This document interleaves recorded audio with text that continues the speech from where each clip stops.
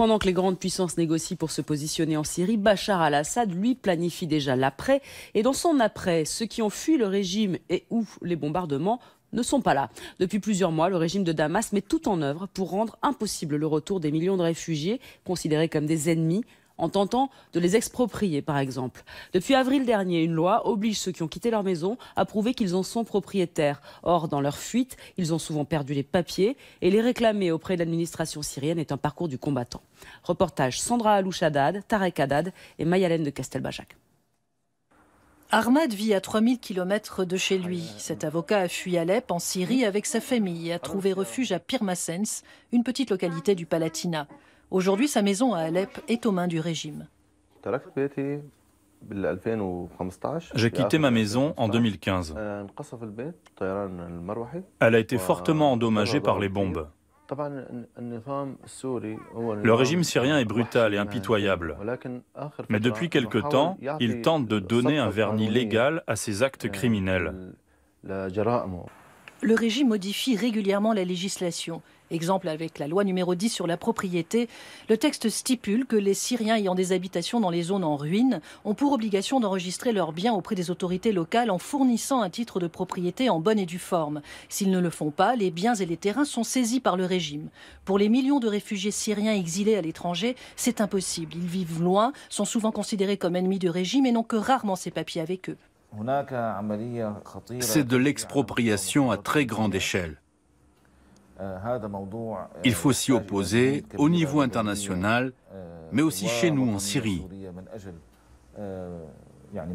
Il faut arrêter ce processus, car cela aura des répercussions énormes sur la société syrienne. Et en plus, cela va créer des conflits dans le pays à l'avenir. L'ONG a pour objectif de garantir aux Syriens la propriété de leurs biens et par conséquent leur retour dans le pays. Elle collabore avec des avocats et des militants habitant en Syrie et qui tentent au péril de leur vie d'avoir accès aux actes de propriété officiels auprès des autorités syriennes. Ils s'organisent ensuite pour obtenir des copies de ces documents.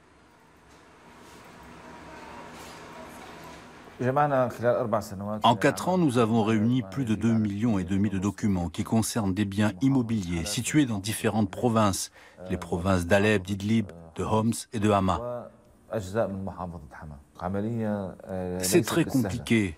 Nos contacts en Syrie ont appris à photocopier et archiver de façon professionnelle des documents administratifs. Ils les enregistrent et nous envoient une copie. Ahmad, l'avocat, fait partie des Syriens qui ne peuvent pas prouver qu'ils sont propriétaires. Il décide de contacter l'ONG basée à Istanbul. Allô ? Je vous appelle concernant la loi numéro 10. Je n'ai pas sur moi les titres de propriété. Ma maison est désormais aux mains du régime. Vous pouvez m'aider ?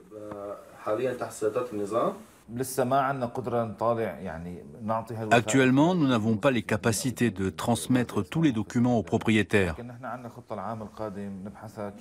Nous aimerions, dans les mois qui viennent, créer un site internet où les propriétaires pourront rechercher eux-mêmes leurs titres de propriété et en faire des copies.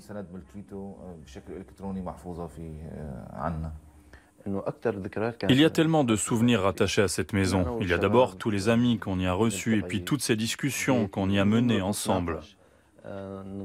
Je quittais la maison pour aller manifester. Tous ces souvenirs sont liés au mur de cette maison. Ahmad sait qu'après la guerre sur le terrain, la Syrie sera aussi en conflit sur la restitution des biens immobiliers.